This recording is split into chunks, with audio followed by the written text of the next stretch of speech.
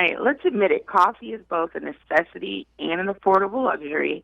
These days, people are consuming more coffee than ever, including me. I'm a mom and wife, so I'm always drinking coffee. I need it to live. Here today to show us how to brew the perfect cup of coffee is one of my favorites, Sarah Lynn of the Domestic Geek. Hi there, Sarah Lynn. Thanks for joining me today. I Thank understand you have the scoop on what's hot in coffee, and our viewers over at Eat the Burbs want to know, how do we brew the perfect cup of coffee at home? Can you show us what to do? What are the trends? What's going on? I know you're the girl that knows all the answers. Well, as you probably know, I'm just like you. I am a huge coffee lover, so I'm really, really excited to share some of my favorite brewing methods with you today. I lately have really been enjoying Folger's Coffee House Blend. It's a brand new medium to dark roast coffee. It's nice and smooth for a black coffee drinker, but also nice and bold. So if you drink cream and sugar, you can still taste the coffee, which is super, super important. The cool part about this blend is that it was developed to be a consistent flavor no matter how it's brewed. So today I'm going to talk to you about the 5 different brewing methods and what is so special about each one. In my household, it is all about the automatic drip, and I'll tell you why. It's because I really like to set my coffee maker the night before and then enjoy some coffee in volume the next morning. One of the secrets to making a great coffee in an automatic drip coffee maker is to use fresh filtered water. That's how you get really good consistency in flavor each and every time. I really, really love it. It's also really important when you're using an automatic drip, and this is something people don't do enough, to clean your coffee maker. At least once a month, you should fill it with some water, add a little bit of white vinegar, run one cycle, and then run a few just water cycles. And what you end up with is a really fresh tasting coffee each and every time. See, this is why you're the domestic geek. You know all these things. So I'm really bad about cleaning the coffee maker with the white vinegar, and I've noticed that after a time, things start to taste bitter. So I'm going to start doing that tip right away. I usually just kind of pour hot water through there, but obviously that's not doing anything. Just a little bit of white vinegar. It can go a long way. You only need to do it once a month or so, but you'll notice immediately a big difference in the taste of your coffee for sure.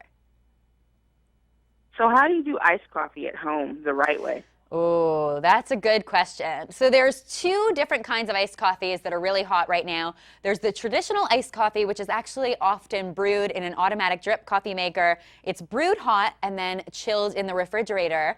When I'm making iced coffee, one of my favorite tips is to actually make iced coffee cubes as well, so that when I put the cubes in, the flavor doesn't get watered down.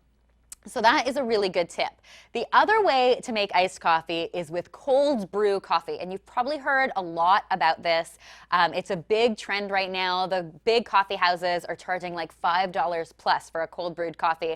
But I'm going to show you how to make it. And honestly, you won't believe how easy it is to make at home. Today, I'm actually using a cold brewer like this. But if you wanted to, you could totally do this in a mason jar and pop it into the refrigerator. It's really easy. So I'm starting with 1 cup of Folger's Coffee House Blend in the bottom of my cold brewer.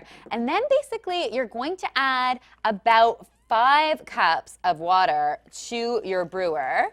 Now you're using cold water in this brew. It's really, really important that it's cold filtered. That makes for the best coffee. And then what you're going to do is pop this guy in the refrigerator for 12 to 14 hours. 12 to 24 hours. Excuse me. And basically what you're doing when you do this is you're going to use time instead of heat to extract all of the incredible flavor from this coffee.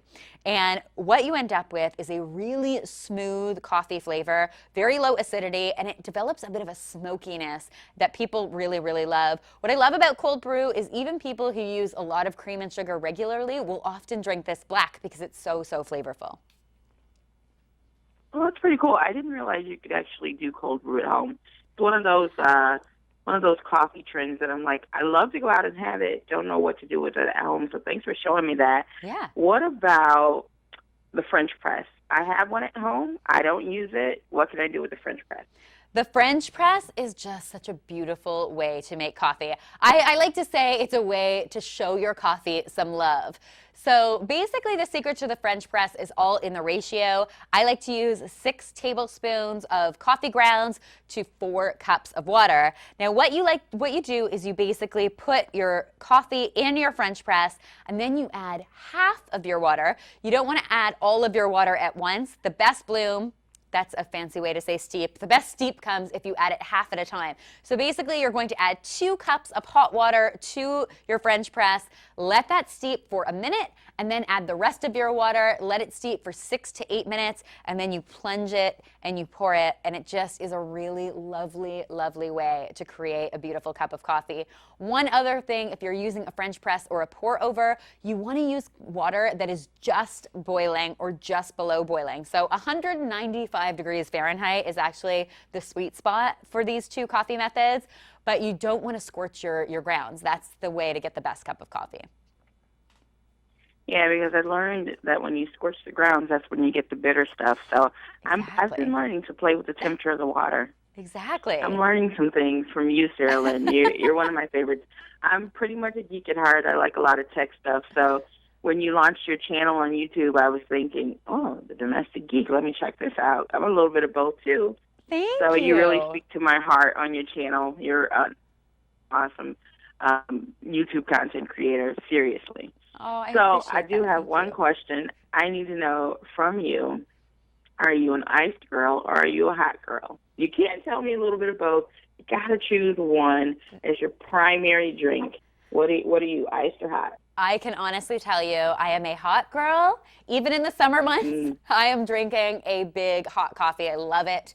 And I also drink my coffee totally black because I just love the flavor of good coffee. So yeah, I'm definitely a hot girl. Although I will say now that cold brew is a thing, I have enjoyed some cold brew, but certainly my go-to is always hot coffee. Have you gotten any of the nitro coffee? Have you been having any of that? I've tried 1 cup. I have not gone to a bunch of places. I only heard about this yesterday for the first time ever. I didn't even know it was a thing, but it sounds really interesting. I'm definitely going to have to check it out. Yeah, it's really interesting. It's kind of expensive, but it was tasty. So where can people go for more information? Well, I worked with Folgers to create a really cool coffee house at home guide. It's got lots of tips and tricks for brewing the perfect cup with each of these methods. So you can take a look and find that at folgerscoffee.com. Well, thank you so much, Sarah Lynn. So again, this is why they call you the Domestic Geek. You know all of the tricks to do it the right way, and I'm all for it. Thank you so much. It's good talking to you today. Thanks for having me.